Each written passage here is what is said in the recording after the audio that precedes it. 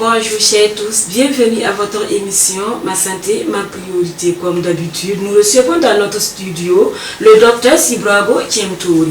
Docteur, soyez les bienvenus. Merci. Docteur Kiemtouré, vous êtes maître de conférence agrégé de gynécologie obstétrique à l'université Joseph Kizerbo et également gynécologue au CHU de Yalabdo-Ouedraogo. C'est exact. Aujourd'hui, nous allons nous entretenir sur le cancer du col de l'utérus. Docteur, qu'est-ce que le cancer du col de l'utérus? Bon, quand les médecins disent qu'une femme a un cancer du col de l'utérus, c'est que la patiente, la femme en question, a des signes qui font penser que c'est un cancer et le médecin va aller faire un prélèvement du col de l'utérus. Bon, l'utérus, en fait, c'est l'organe qui héberge le fœtus et à terme, on va l'expulser et c'est la naissance. Donc, cet organe-là, il y a une partie qu'on appelle col. Donc, s'il y a une modification à ce niveau qui est suspecte d'un cancer du col, le médecin va aller faire un prélèvement et puis envoyer au laboratoire. C'est quand le laboratoire dit maintenant qu'il s'agit d'un cancer du col de l'utérus que le médecin dira que bon, cette femme-là a un cancer du col de l'utérus. Bon, on dirait qu'une personne, une femme est atteinte du cancer du col de l'utérus. Bon, il y a des signes qui font penser. Oui. Qui font penser que cette femme-là, ce qu'elle manifeste, là, ça peut être un cancer du col de l'utérus. Souvent, elle va signaler des saignements au niveau génital, soit après un rapport sexuel, ou bien soit elle fait la toilette intime en mettant la main à l'intérieur, ça peut réveiller un saignement. Il y en a qui vont dire qu'elles ont des douleurs au bas-ventre, mais c'est là quand c'est très évolué. Il y en a qui vont avoir aussi ce que nous appelle écoulement vaginal, c'est du pus carrément qui peut sortir à travers l'orifice vulvaire. Et c'est des signes en tout cas qui peuvent faire penser à un cancer du col de l'utérus. Mais il faut savoir quand il y a déjà ces signes-là, c'est qu'on est déjà à un stade avancé. Sinon au début, tout début, il n'y a aucun signe. La femme ne sent rien, elle ne se gratte pas, elle n'a pas d'écoulement. Ça fait qu'elle ne se sent pas malade. Quelle tranche d'âge une personne peut contacter ce mal? Quand on fait nos statistiques là, on se rend compte que la plupart des femmes qui ont ce mal-là ont 40 ans et plus. Ça, je dis bien la plupart. Oui. Mais malheureusement, on rencontre aussi des jeunes dames, de 30 ans, des fois même un peu moins, qui ont malheureusement un cancer du col. Donc on peut dire que c'est beaucoup plus fréquent après 40 ans, mais ça peut survenir aussi avant cet âge. Ok.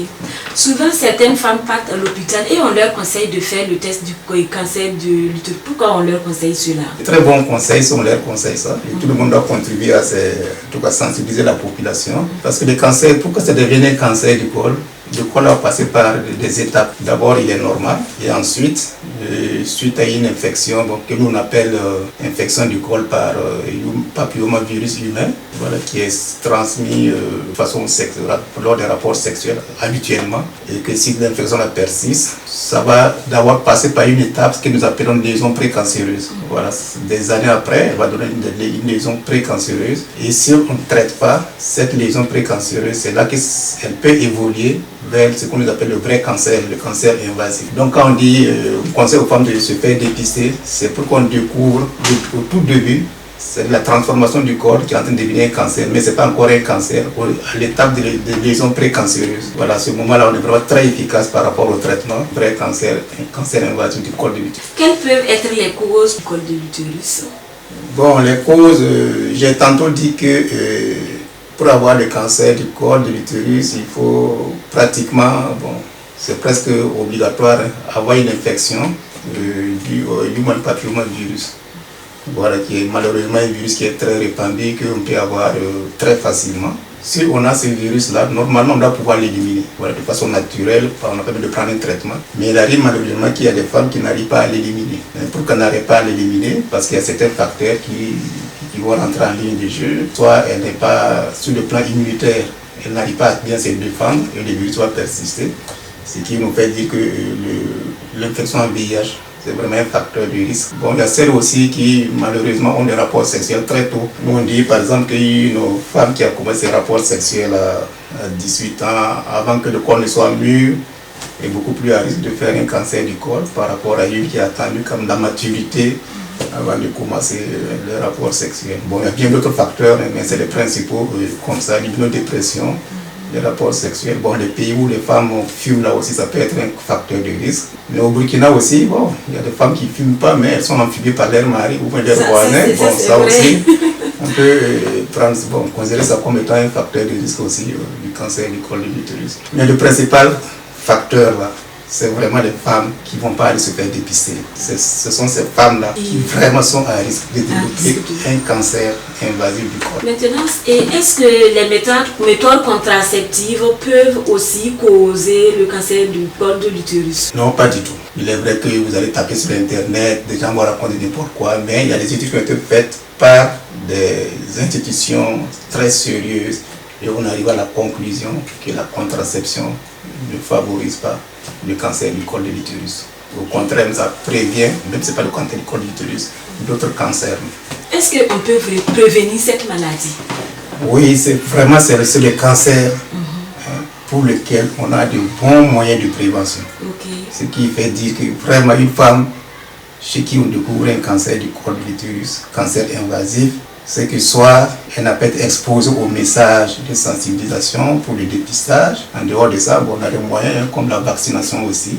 Là, on encourage les parents à faire vacciner leurs filles. Bon, c'est qu'au Burkina Faso, la vaccination existe depuis 2023. Mais est-ce qu'elle est très connue par les femmes, le vaccin contre le cancer du col de l'utérus? Oui, c'est ça la question, parce que nous qui sommes peut-être exposés aux médias, nous avons l'impression qu'il y a eu beaucoup de sensibilisation par rapport à ça.